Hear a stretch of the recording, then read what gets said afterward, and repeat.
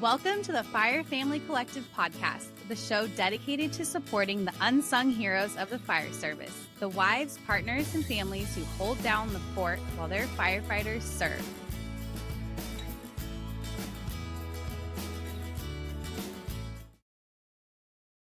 Hi, this is Heather. Thank you for joining the Fire Family Collective podcast. We have a guest today who grew up as a fire daughter and now is married to a firefighter, living a fire life. Can you tell us a little bit about yourself? Introduce yourself, tell us about yourself, give us a little backstory. Hi, I'm Kierra, and I grew up in the fire service. So my whole life, my dad was a firefighter. And then I started dating my husband, and he was a Marine, and we did not want to live the Marine life with a family. So he transitioned into firefighting, and that's what we've been doing since. So I think it's been about 17, maybe it's been longer than that, 20 years maybe we've been in the fire service. So we did about 15 years in Southern California, and then we just recently, 5 years ago, moved to Tennessee. So there's been a kind of a lot of shifts, but Yeah. almost the fire service is kind of what has kind of kept you guys steady in all of it. Yeah, definitely. It was unique to have grown up in it and kind of know what it was like, and him changing careers. And I was like, okay, well, I kind of know what that is. And it's a very different world being a fire wife versus a daughter. But I think I learned a lot of things growing up that was helpful. That's what I was like, I wonder what that was. And so did you have any influence, or your family have any influence of him wanting to be out of the Marines and being like, okay, this is like, how did that kind of come to play of that shift? Well, he definitely wanted to be a career Marine, but when we were seriously dating, we kind of like made that shift from just dating and then seriously dating. Yeah. I don't think I can raise kids as a military wife. That's just like, I like companionship and I like being with you, and I don't want to raise kids by myself. So I feel like this isn't going to work for us if we're going to continue. Yeah. So he was like, okay, let me see something else. Let me look into this. And he was going to school on the GI Bill, and then was like, okay, I'll try fire. We'll see what that's like. And he got into the fire academy and absolutely loved it. He said it was very similar to the brotherhood he felt in the Marines. So he thought, okay, well, let's ride this out and do it. And then as he finished that, we were going through some paperwork and found out that he had taken a test in the Marines when they were getting out about what civilian jobs would be good. Yeah. And EMS, ER, and firefighter were at the top of it. So he was like, well, good. Validated. Validated all of it. Yeah. So what was it like? I am so curious because I don't come from a fire family, and now I'm raising my kids in it. And I'm like, how is this impacting my kids in ways that I'm not even, we're all trying our best. Yeah. What is it like growing up as a child of a firefighter? That is such a good question. I think I see myself a lot in my kids, and I think it makes them a lot more resilient and kind of go with the flow, and they don't have to be on some kind of routine because it's like, oh, we're going this way. We're going. Oh, Dad isn't home. No, he is coming home. I don't know. He's gone for 3 weeks. Here's fire season. Yeah. I think that is really helpful. I definitely think that my kids are able to adapt a lot better to change of plans, which is something I personally as an adult struggle with, but I think that as a kid, that was just the way. So maybe I try now as an adult to hold on a little bit too tightly to my plans or to whatever we've made, but I'm always let down in it, so I don't know why I do that. That's really interesting that like as a kid you kind of were able to, I mean, they always say kids are so resilient, and maybe it's like now you're like, okay, now I need some structure, and the reality is it's not. There's bones, but everything else is kind of up in the air of the changes. Is there anything that you like normalized as a child that you now see like differently? Yes, absolutely. The thing that comes to mind is the almost moodiness that my dad would come home with, and not realizing as a child that it was probably job related. Yeah. But like coming home exhausted or having seen something that he didn't, that was out, that was a law or things like that. And I actually didn't realize that was it until when I was in my late teens, early 20s. I lived with him. Okay. And that I didn't live with him for quite a few years. My parents separated when I was 16. So from like 16 to like early 20s, I didn't live with him. And then I lived with him when I was in my young 20s, and I was engaged. And that same kind of routine started happening. And I was like, oh, I didn't recognize that as a child. And I figured out in my 20s, if I asked him how he was and what had happened at work that night, it kind of dissolved it. He was able to release it. And so I kind of had made it a point. If I'm home when dad's home, I'm going to sit down and have coffee with him and just say, hey, how was your shift? Like, no pressure to acknowledge like the elephant in the room. That. Almost. Yes, that's absolutely true. And it really did like settle our day. And then at this time, my husband was training in the fire academy. I think he worked for the state at the time. And then relatively quickly, he started working actually for the same city that my dad was employed at. Oh, wow. Yeah. So then I had realized they probably saw each other. Yeah. They weren't allowed to be at the same station. But they could if it was overtime. So that was so interesting. Every time they worked overtime together, I was like, oh gosh, what are you guys coming? We ended up renting my dad's house, and he lived in a back house when we were first married. So we lived kind of in close quarters. Even more. Together. Like, oh gosh, this is... Your dad must really approve of him, right? Yeah, he does. What are some things that you like loved when you were a child about this life? Like, did you recognize the differences of your family as a fire family versus friends, or what are some things that were like some parts that you loved, or some more difficult parts, like maybe the holidays? I actually have really fond memories of the holidays at the station. I thought it was so fun. He worked at a really busy house, and there was a lot of guys there, and all their families would come, and it just felt so fun. They even had Santa show up sometimes. So many of us, and they'd each like get a gift, and we had the Christmas parties and all of that. And I really enjoyed going over to other guys' houses when it was like a fire related thing, just like a hang or something, because it felt like we were all in the same. We all knew what everyone had kind of gone through and how we were living. There's the that lifestyle connection. So I really loved that. They also had a huge firemen's muster, they called, and it was a whole, like, it must have been cities from all over that came.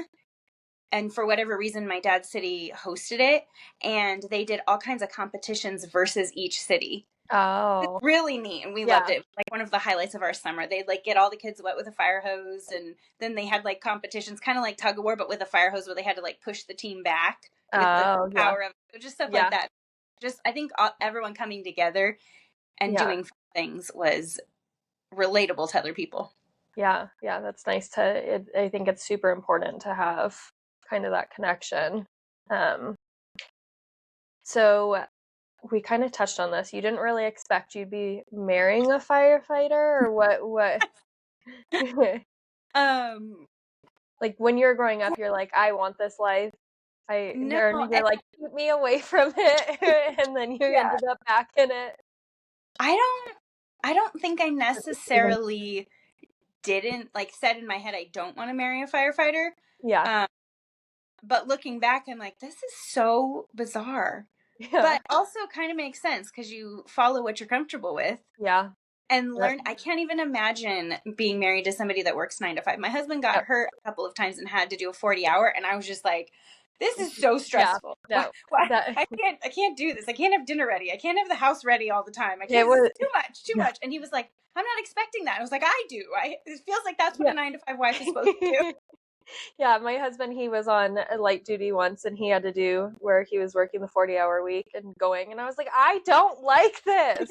You It's are true. gone 5 days, but it's not even 5 days in a row. You're coming home at night just to Right. go to sleep. I don't like this life. It's Yeah. funny how we get so just adapted Mm-hmm. to it. Um, so how was being a daughter different than now a wife? Like what differences do you see now? I think I definitely hold a lot more of the stresses of the job. Obviously my mom did as well because she was living what I'm living right now. And I didn't see that as a kid because I'm just seeing, my mom Yep. doing all the things moms do, and Yeah. she just does it because And that's what she's an supposed to do. And so, like, expectation we set when we're kids of right, like that's just mom. That's everything she yeah, does. yeah. So I think understanding the gravity of it and how um I just did a Firewife event and we were talking about how unique it is that the house we really our kids live in a 3-parent household, or a three not 3-parent, a three, what did we call it, it's like different sections, like they live in a mom-led household and a mom and dad-led household and then a dad-led on the rare occasions, but it's Yeah. so rare it's just dad, but it's a different household when it's mom and dad. Yeah. And they have to be ready for that. They have to like be ready to combat it and know like what's happening, what's coming. And so I think recognizing that and understanding and giving the kids a lot of grace for coming in and realizing that something might be up and talking through that with them, explaining like, hey, I think dad had a hard night. Let's ask him, but also let's give him his space. Or, ooh, it feels like dad might need a nap today. We should probably make sure that happens. And making the kids aware that those are things that can help not only dad but the family unit, just Yeah. how Yeah. our whole family How they functions. can positively like impact and contribute in a way of even if it is them letting dad take a rest or Yeah. what or checking in with him, those are different ways that we can all kind of contribute to work together, and it's showing Yeah. them also like that you guys are a family unit as a whole, especially when Yeah. you are, like you said, coming to these households when dad's home, we're all like we all need to work together, like Mm-hmm. Yeah, absolutely. And I uh think it's changed too. My kids are teenagers now, and okay. so as we're little, like those conversations, you're like kind of letting it out loosely. How Yeah. many we can let them hear, see, know, all of Yeah. those Yeah. things, but keeping it open so much. And so now it's pretty much free game as teenagers because we're trying to, Yeah. like put them into Prepare the them world for the now. world of like And this. so those Yeah. conversations look so different. And I think that the meaning of them is different too. When a 3-year-old is asking, hey, daddy, how was your day at work? Versus my 16-year-old son is saying, hey, dad, how was work? Are you okay? Is like, that's such a Yeah. different meaning. Like it's Yeah. so sweet and tender and caring from a 3-year-old. And while it is all those things from a 16-year-old, it's also is like transitioning into a man-to-man conversation, which is Yeah. just beautiful to watch. I was gonna say that seems like so amazing. My son is only 10 right now, so he's not quite there. He's still he's at the end of the really little kid years. I'm seeing like Right. that kind of disappear, but it's like interesting to them. Like, wow, I'm envisioning what is his conversation gonna be like with my husband when they are 16, like, and understanding, because it's like you said, we do have to kind of be careful of what we talk to our kids about and them understanding the risks of the job. And um like, did you understand those risks when you were a kid? What Not a chance. Not even close. I mean, I think I learned, so I don't know. Okay, this is going to sound terrible.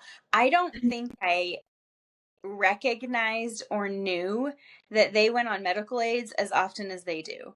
I think in my head as a kid, I thought fires and car accidents. Yeah. And I can only remember one story my dad told me when I was little of a call he went on.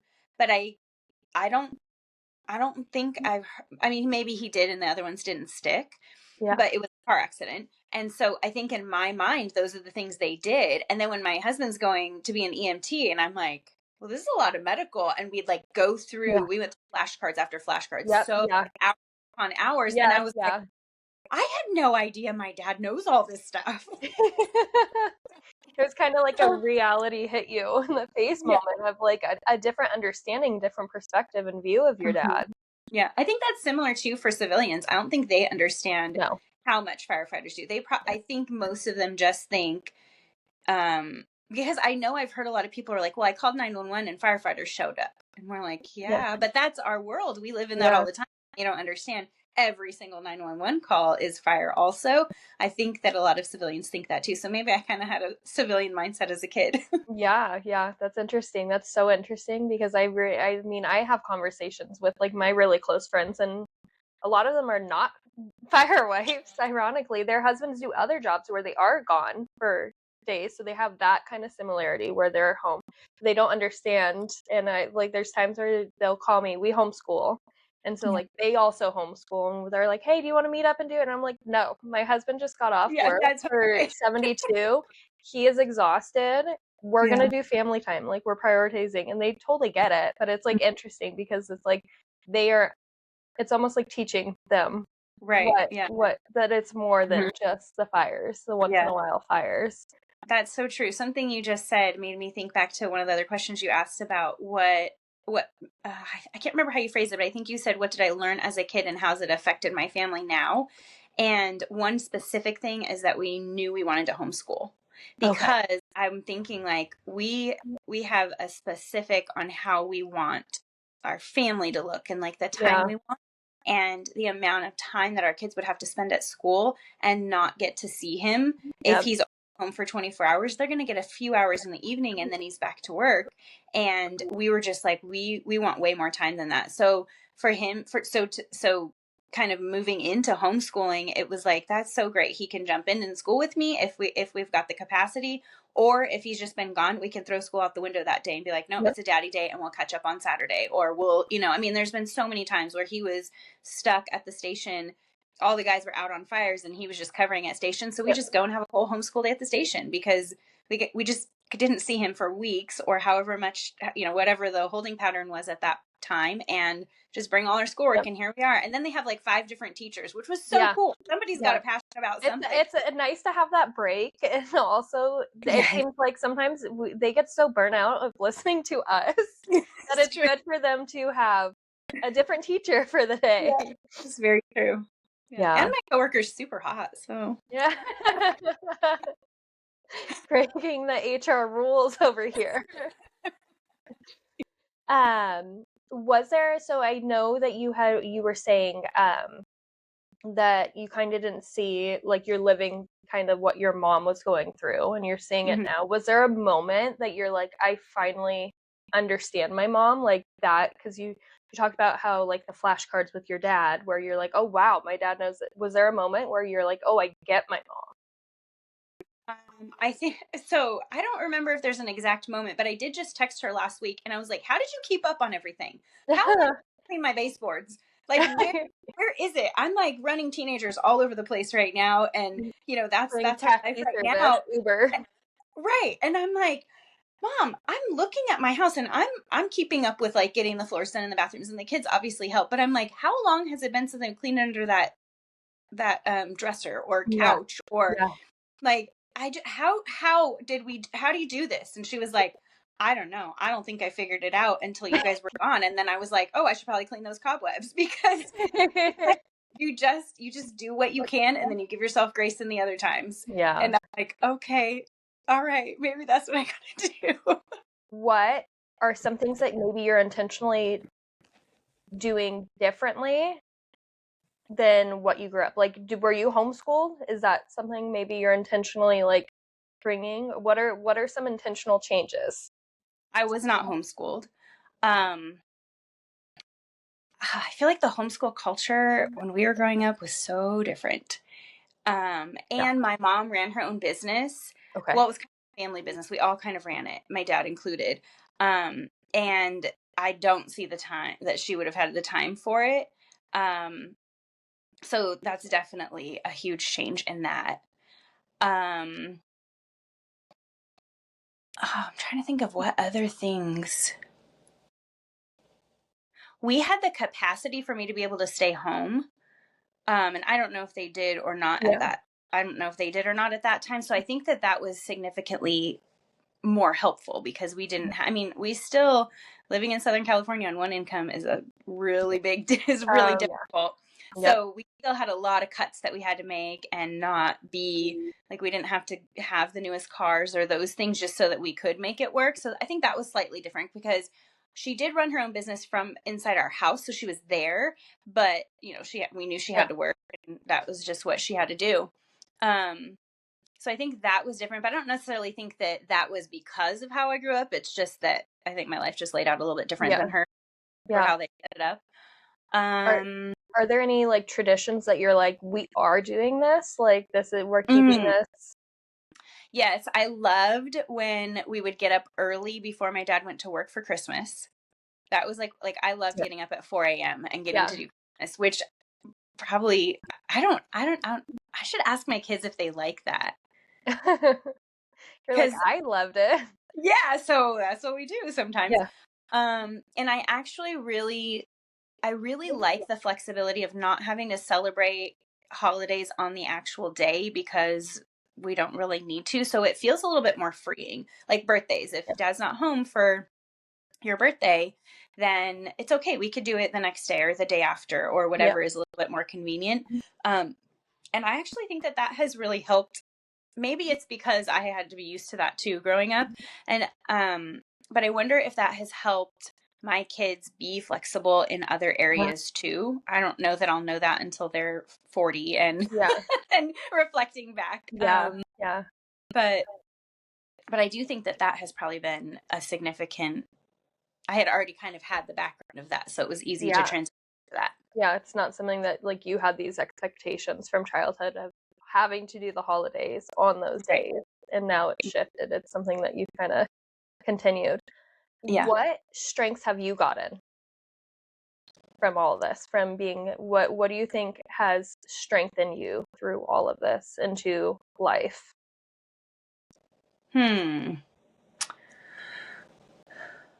I think I'm a lot more confident than I would have been doing things on my own and taking the kids places that I wouldn't have, maybe I would have waited for him to be like available. So maybe if he was working a 9 to 5, like we'd only do it on weekends or something, but just having to go to the birthday parties that he's scheduled to work for other people's, or, there's a field trip this day, so I'm just going and doing it with them.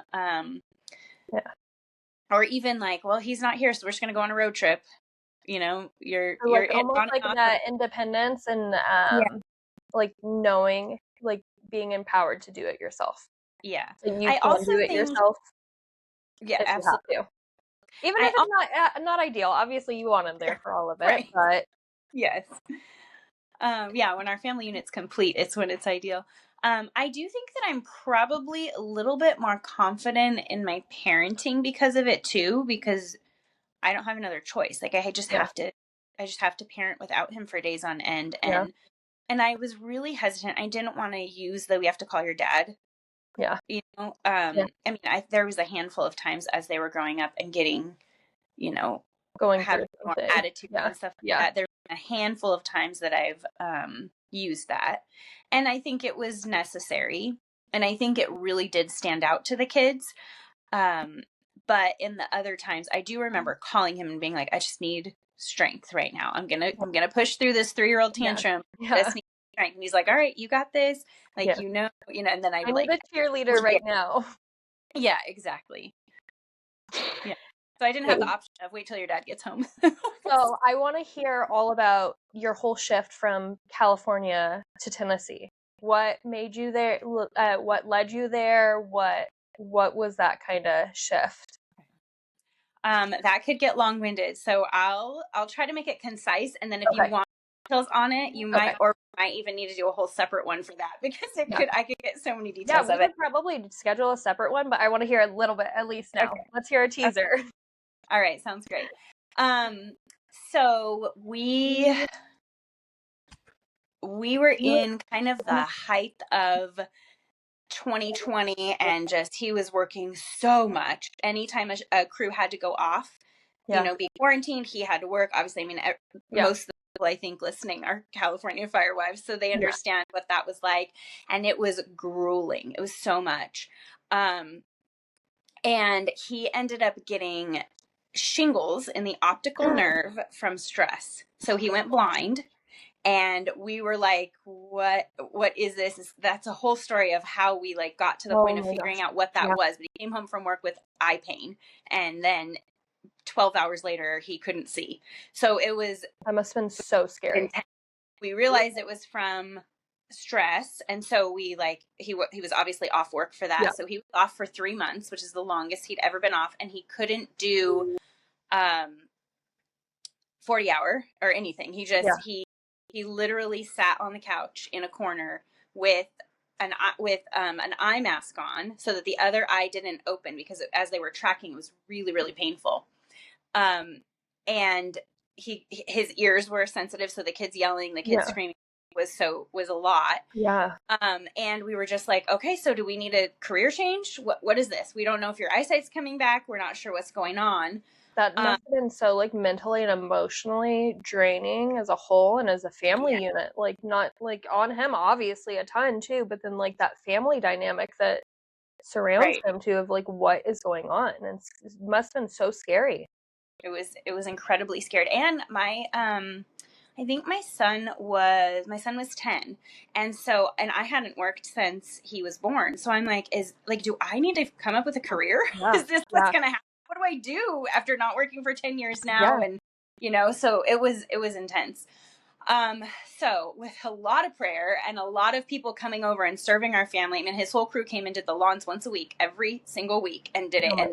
And we had like our pastor come over, and we had just so much like, what does this look like? Well, he got his eyesight back and he began to heal. So then it was, okay, so can he go back to work? Is his eyesight going to come back enough? We don't know. Is there permanent damage? So we get to the end of the 3 months and he's able to go back to work, but now his overtime bank is deficient. So as he gets back, now he's got to like get back to where, everybody's kind of equal in overtime. So he goes back his first day and he was forced onto, I think, a 96. I think it was a 96. And we were like, whoa, that's like, how can this happen? Did this cause from stress? And now we're going and they were like, back into what the problem was. Right. And they were like, well, if you're cleared for 100% to come back to work, then you're cleared for forced overtime. And we were like, well, that's accurate. And the doctor had tried like, well, can we put you on light, whatever? And he was like, well, the only way to do that is be on a computer. And the doctor was like, no, you can't be on a computer now while you're. So we went back full time. He went to work for 96. He comes home and he only had 24 off before he had to be back. And I was like, how are you? Where are you at? And he's like, I'm okay. I'll sleep today and I'll go back. And he goes back and gets punched out for a wildland fire. And I was just like, I cannot handle this stress. You must have felt like your world was on fire. Like, exactly. You're like, you're going to fight these fires, but our world is on fire here at home. Yeah, it's so true. So he's on a fire. He gets released from that fire, and on his way home, he gets sent out to another one. And I was like, okay, I'm done. I'm booking a trip to Tennessee. And we kind of talked a little bit about Tennessee. But most of the time it was him saying, let's move to Tennessee. And I was like, absolutely not. I'm born and raised SoCal. No way. Never will I beach. Absolutely not. And his parents, I don't know, probably 6 years before had bought property out here and were building a house. So I was like, there's no way. And then on that second strike team, I was like, I'm very interested maybe. So let's You're like, maybe this was the push that needed to happen, the sign. Yeah. So there was a lot of different things that happened. I told him I'm booking a trip for 2 weeks to Tennessee and I'm going to get an Airbnb in the country and see if I can handle it.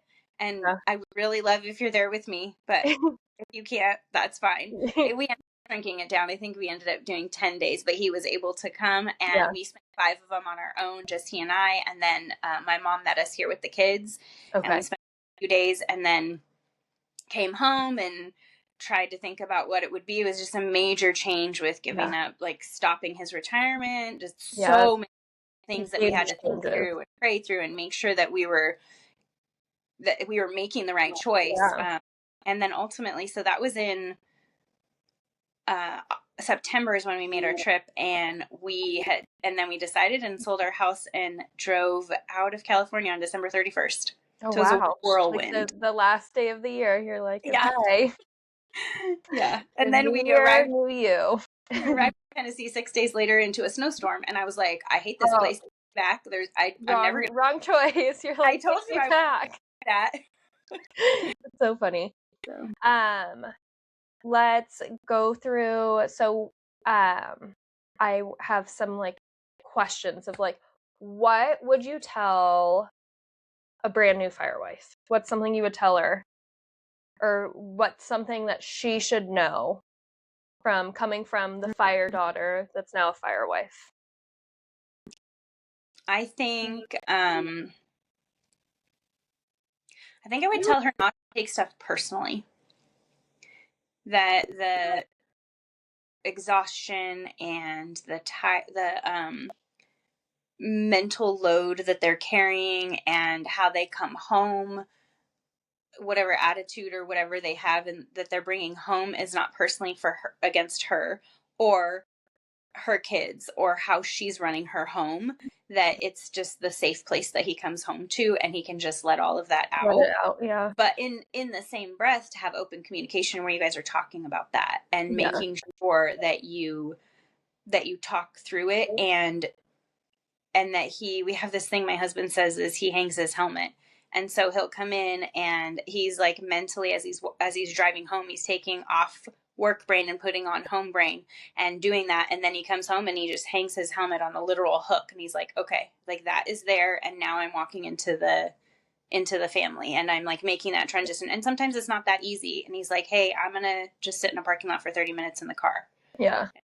Transition that. And so like I'm realizing like I expect you to be home at this time, but I understand that you need flexibility needs to be there as well. What would you say to like a mom who's kind of in the thick of it with her kids? Maybe she's got that 3-year-old crying, her husband's on the 96-hour shift, and she's wondering what is she doing with her life. Yeah. I would say use your community, family resources, and let yourself take a break. Know that it's okay to say, hey, I just need somebody to come to the house for a few hours so I can just take a deep breath and go for a walk or go get coffee or whatever helps restore your soul, because a mom running on fumes is not good for the kids and it's not good for the marriage. It's not supporting either of those things. So I think that giving yourself the grace and allowing yourself to take time and lean on people that want to help and want to jump in with you. We don't have to have like we don't have to have this facade that shows we can handle it all, because we weren't built to do that. Yeah, that's what I feel like every time I'm like, social media is fake, right? It's that highlight reel and the ideology, and it's what we want, but we need to come back to that we are humans. We need this connection, and especially with this fire life and how tough it is and what our husbands are bringing home mentally and physically and emotionally. And then we have, well, they're gone managing this house, you know, like there needs to be that connection. And we're taking that each other emotional load on also. And you're not alone doing it, right? Like you're sitting there and your kid's crying, your 3-year-old's crying, and your husband's on a 96-hour shift. And it's so difficult and so isolating and so lonely, but we get through it, you know? Mm-hmm. We find a way, we're strong, and we get through it. Yeah, we're stronger than we think we are. In those low moments, you think you can't make it. Yep. And that was like the quote that I had said online. It's my quote that gets me through every strong moment, is that you've survived 100% of your hardest days. So every time I get to like where I'm like, oh my gosh, I can't do this anymore, I'm like, wait, I can. I've done this plenty of times. Like, it's hard and it will pass. This too shall pass. Is there anything else that you want to tell our listeners, let them know, or? I think that just as much as it's important to give him his space to rejuvenate and to give them and mom to take time to rejuvenate, I think it's just as important for the two of you to take time also.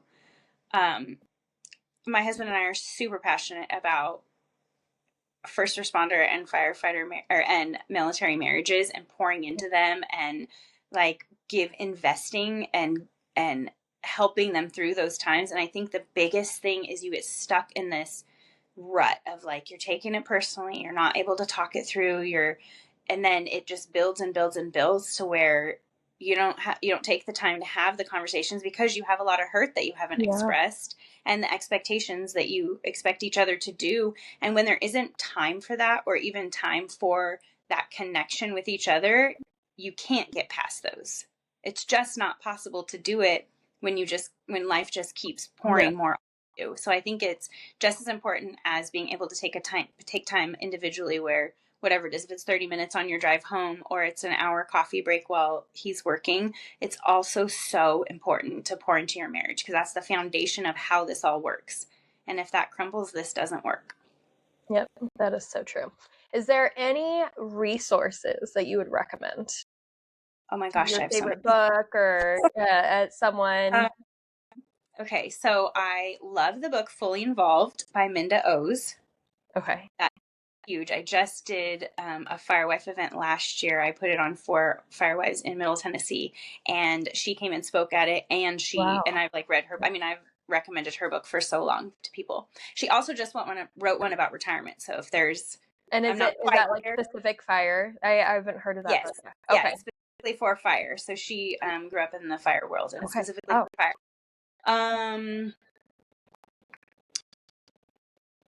Let me think what else. So my husband and I are in the process of starting a marriage coaching business that is specific for responders. So that will get up and running soon too. So it's helpful. But I can't think of specific resources. I know that book is one of them that's huge. I would have to go back and look. There is an Instagram account that I've loved. I haven't been on Instagram in a couple of months though, so I can't remember the name of it, but I'll go back and look, and maybe you can link it. Good for you for not being on social media, and maybe when we talk about the whole trip and changes of Tennessee, California, then we'll have that Instagram. Yeah. Okay. That sounds great. Thank you so much for coming on, and thank you for sharing, and thank you for letting us, not fire daughters, know kind of what it is like growing up, and us now as mothers being able to like see someone so resilient in life, and the strength that you're showing and you've told us through your story that kids can get through this, and kids are resilient, and we aren't making mistakes. We're all doing our best.